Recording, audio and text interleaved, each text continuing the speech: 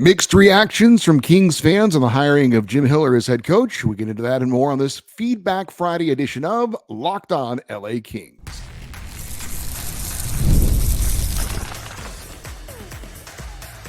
You are Locked On Kings, your daily podcast on the Los Angeles Kings, part of the Locked On Podcast Network, your team every day.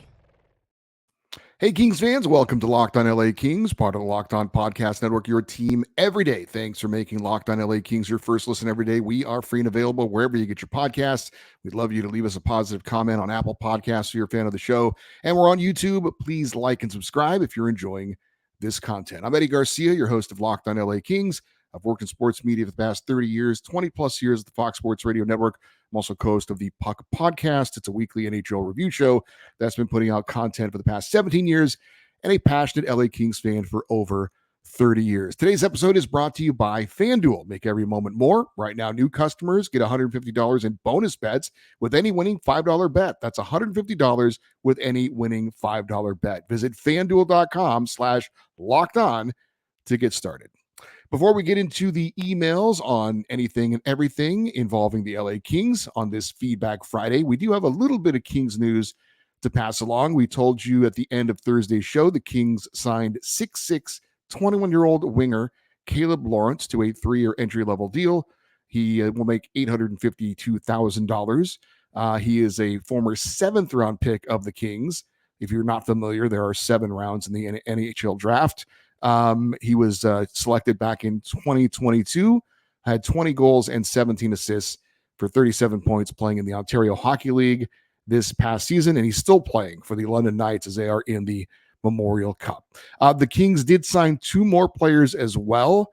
Both saw action with the Ontario Reign this past season. Forward Taylor Ward and defenseman Joe Hicketts both get 1-year extensions worth $775,000. The 26-year-old Ward played 71 games for the Reign this past season. He had 11 goals and 21 assists for 32 points. In his second full season in the AHL, he went from -20 last season to a +23 this season.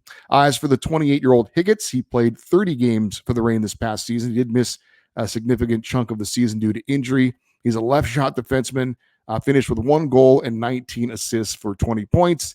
Known for being a very steady and reliable defensive defenseman, he was paired with Brant Clark down the stretch of the AHL season. So a little bit of news to pass along involving the LA Kings. Certainly we'll be getting in, I'm sure, more news on, with all due respect, more significant signings as we go along here in this offseason. It is a Kings Fan Feedback Friday, so let's get right into your emails. And our first email comes from Henry, and he says he's in Mid-City. Now, I was unfamiliar with Mid-City, so I Googled it up and found out that it is a neighborhood in central Los Angeles, kind of near Culver City.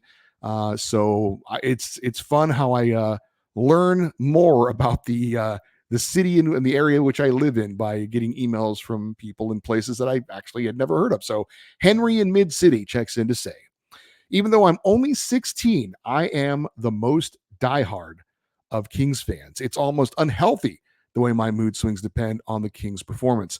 I'm a strong supporter of Rob Blake and his moves, except the PLD trade. I believe he needs to stay as the Kings GM. Blake made amazing moves to grab David Rittich and Cam Talbot for cheap, brought us Kevin Fiala and Phil Deneau. The problem this year was not the GM or that trade. However, the issue was Jim Hiller.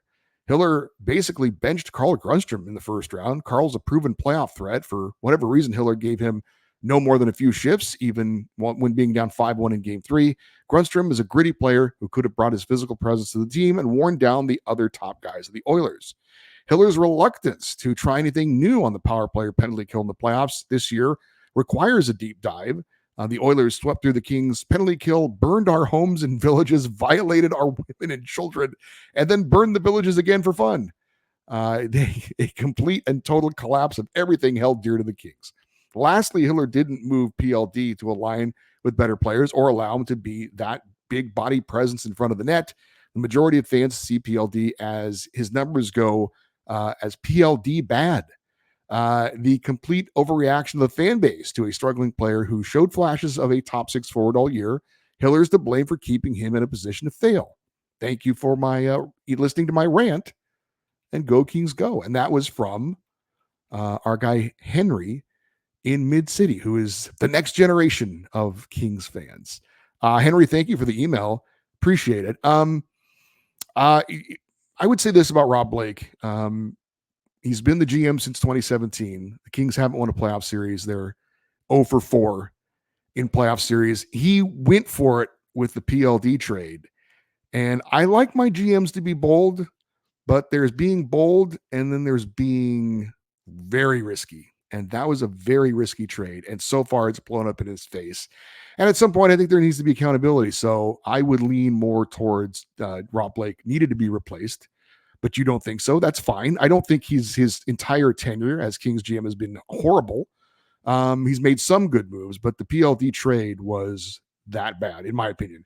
As far as Carl Grundstrom, I get your thoughts on him being kind of a gritty go to the net guy, and the Kings are kind of lacking in that department in the playoffs. But I would also say that whether Carl Grundstrom played or not wasn't really going to have much of an impact on whether the Kings advanced out of the first round or not. As far as trying something new on the power play or the penalty kill, once you get in the playoffs, you're kind of set. I know you could say once you're down in the series and it's late, who cares? Just, really try anything, mix it up. It's a pretty tough situation. We're gonna find out what Jim Hiller is made of based on what he does this offseason and into next season. And by the way, the Oilers power play has continued to be amazing as they went through the Vancouver Canucks and now are taking on the Dallas Stars. It's still really good. So it wasn't just the Kings being bad; it was a lot of the Oilers being that good. But the Kings were bad certainly on the special teams. And then about Pierre-Luc Dubois, we've talked about it. I think there's enough blame to go around for everyone when it comes to PLD, and certainly a lot of it rests on the shoulders of Pierre-Luc Dubois as well. It wasn't like he made the decision very difficult to not put him as a bottom six forward. He kind of played like a bottom six forward. Now, was that the best position to put him in for him to be successful? I would say no. But this season, we'll see how they handle him. We'll see how he takes the responsibility himself to play better as well. The next email comes from Steve. He is in Tahunga, and he says, I know many Kings fans are upset with keeping the status quo so far after the season ended. I just wanted to share a quote that John Hoven posted at Mayor's Manor. It gives me a little hope for Hiller now that the interim tag has been removed. He shared Rod Brindamore's answer about his tenure being the head coach and serving as an assistant on the Carolina Hurricanes. He said, quote, in my case, I was here for 7 years as an assistant coach. So I knew all the players. I knew what they were good at. I knew what they weren't good at. I knew everything. I had a great relationship with them all. So it was a very easy transition. I think that's what made it work. I think that it just takes a lot of guts for an organization to hire an assistant coach because it's not the sexy move. It worked here because I think we have good pieces in place and I had a great relationship with all the guys. It felt like that got me started off on the right foot, end quote. All right, so that was a quote that was shared from Steven Tahunga from Rod Brindamoore, the pretty successful head coach of the Carolina Hurricanes. I mean, there are certainly examples on both sides, examples of bringing in a new guy, new voice, maybe a bit of a heavier hand, and it's succeeding. It certainly worked for the LA Kings in 2012 and 2014 with Daryl Sutter. And there are other examples of assistants being promoted like Rod Brindamoore and doing very well, having very successful tenures as well. So there's no one correct answer. Obviously, Rob Blake felt like he was the best candidate available to the Kings. Behind the scenes, I know I've talked a lot about Craig Berube, and again, he may not have taken the Kings job if it was offered to him, but maybe he would have. We'll never know if he doesn't offer it to him, but who knows if ownership said you can go out and hire another coach for, $5 million a year. Maybe they said that you can't do that. So that's a part of the equation as well. We do have another father-son pair of emails coming up. We will get into that in just a second here on Locked On LA Kings, your team every day. No matter how the last game went, anytime you take the field, you've got a shot at greatness. Give your team the best shot at winning by recruiting more MVPs with Indeed, because Indeed is the hiring partner where you can attract, interview, and hire all in one place. And Indeed is the only job site where you're guaranteed to find quality applications that meet your must-have requirements, or else you don't pay. Indeed's partners you up on every step of the hiring process. Find great talent through time-saving tools like Indeed Instant Match, assessments, and virtual interviews. With Indeed Match, as soon as you sponsor a post, you get a short list of qualified candidates with resumes on Indeed that match your job description, and you can invite them to apply right away. Plus, you only have to pay for quality applications that meet your must-have requirements. Start hiring now with a $75 sponsored job credit to upgrade your job post at Indeed.com/lockedon. Offer is good for a limited time. Claim your $75 credit at Indeed.com/lockedon. Indeed.com/lockedon. Terms and conditions apply. Need to hire? Then you need Indeed. We have another set of emails from our friends Robert and Jeremiah. They are a father-son Kings combination, and they hail from Hawthorne. And actually, if you're watching on the YouTube channel, I got a picture of Jeremiah and Robert. I met up at a Kings game this year. Jeremiah there on your right, Robert in the middle, and then I'm not sure who that other guy is there on the left. But anyway, thought I'd share that with you guys. Let's start with Robert. Dads go first, as far as I'm concerned here. He says, nothing against Hiller, but Blake couldn't even answer the question, did he interview any other coaches? This man, or semblance of a man, has utterly failed so far as GM. He's full-blown delusional. I'm going to minimize my season tickets from half season to a quarter season and buy individual games on the Game Time app. There you go. Just to keep my 15-year-old son's tenure on the season ticket package member for my son.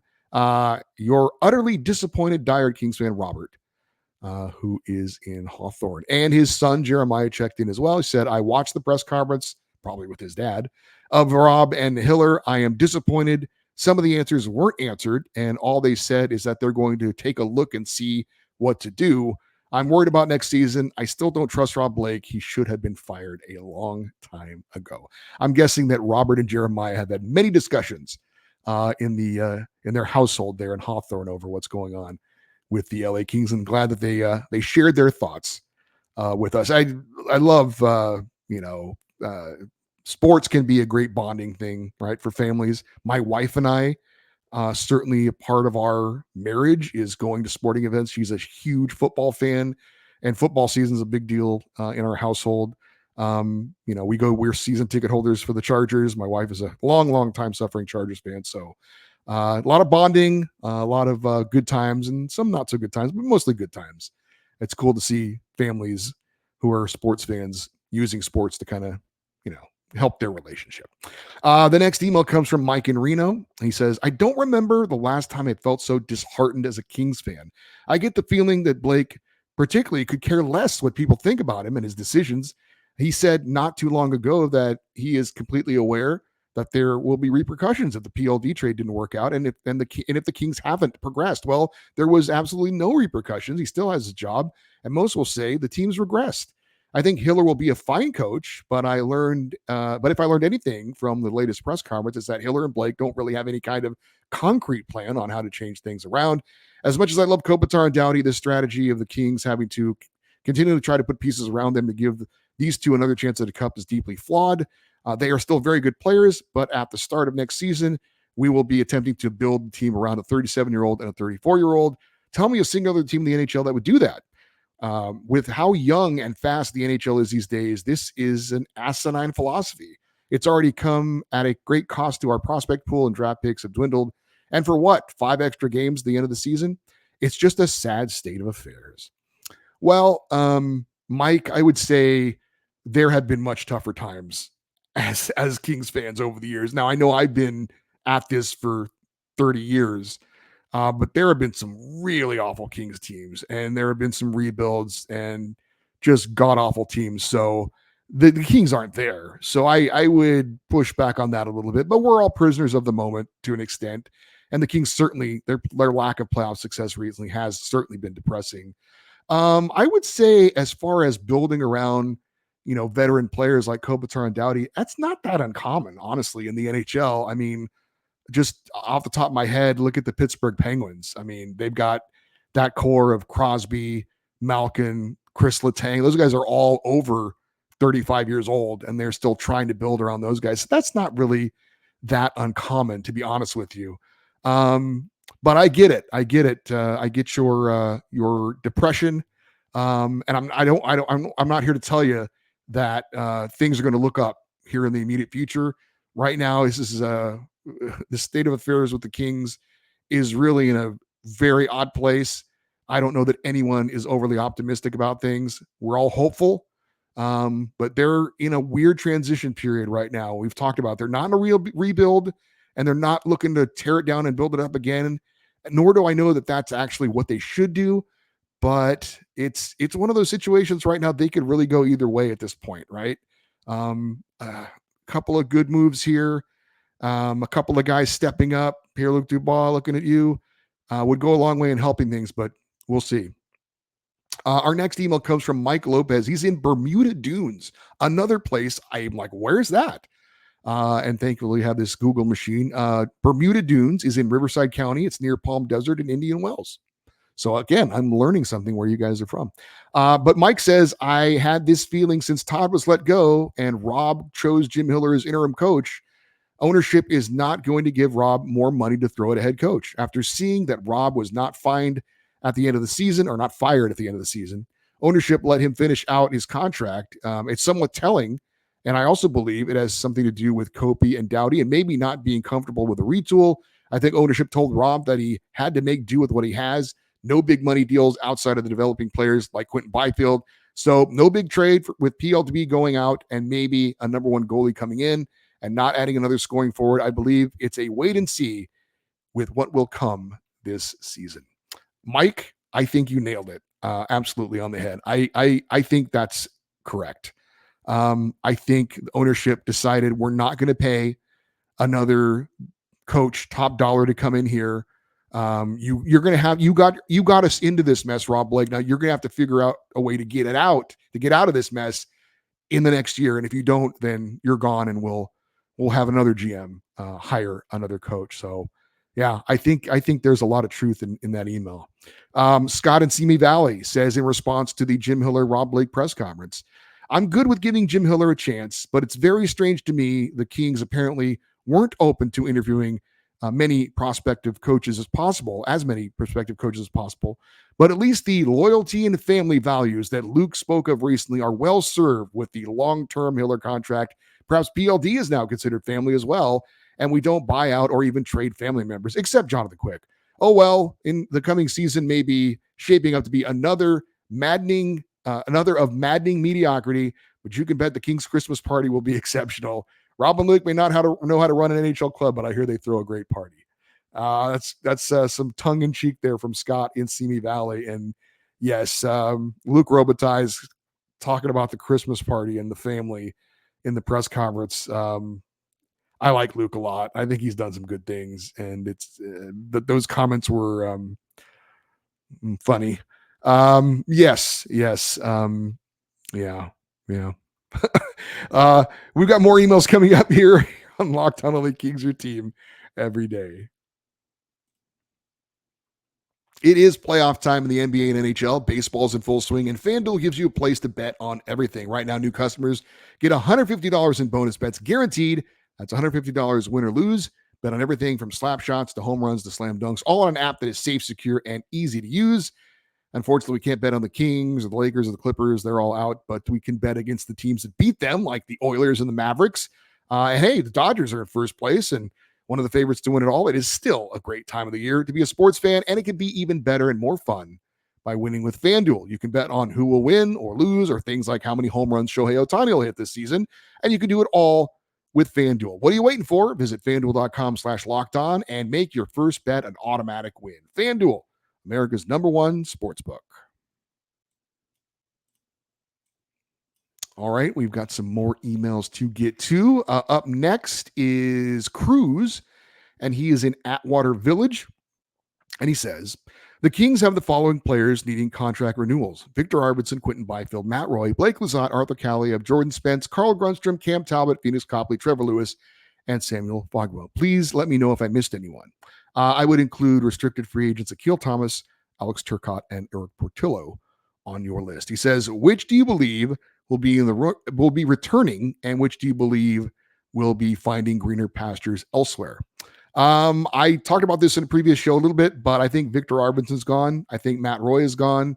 I think Blake Lizotte is 50-50. I think Arthur Kaliev is gone. I think Carl Grunstrom's 50-50. I think Cam Talbot's 50-50. Venus Copley depends on his health. Trevor Lewis, love the guy. I think it's time to call it a career unless he wants to go play for Utah in his home state and kind of going back home, kind of like Jonathan Quick did. Samuel Fogamo is going to get re-signed. Quentin Byfield is going to get re-signed.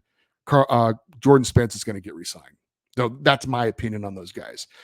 He says, I know you mentioned it before, but with the recent remarks by Kings management and how this is like a family, which family members will be disavowed, will Philip Deneau keep his status as assistant captain? Since the Kings management are all in keeping Pierre-Luc Dubois, would it make sense to give him an A? Let me answer that question. No, I don't see that happening. Philip Deneau should keep the letter on his sweater. He's highly respected. He's earned that. And PLD has it. I know we can argue back and forth about whether he's earned a spot in the top 6. No, he hasn't. But again, I think they have to at least give him a decent run in that top 6 to see what they can get out of him, because he's already shown us what he's going to give us if he's in the bottom 6 role. And that's pretty much, well, not close to what we're paying for. But giving PLT a letter, that's going too far. No.